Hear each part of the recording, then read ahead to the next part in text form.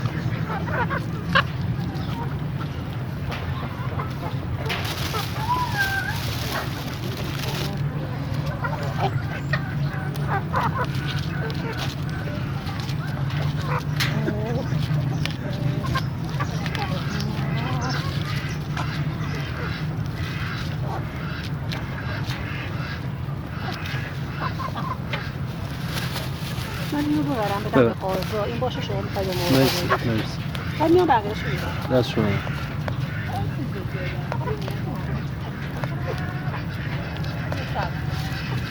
این سبزی‌ها رو اگه خواستیم بدیم یه خود کوچیکشون کنیم نمیتونم.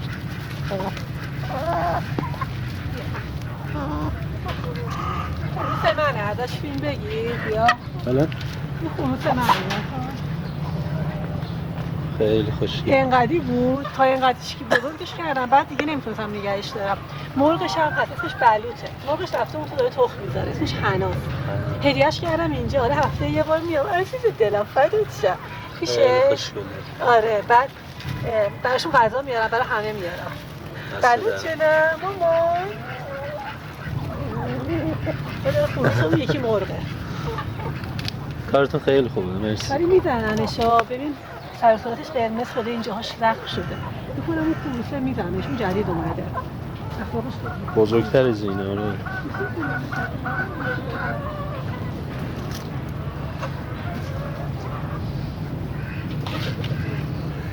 گلی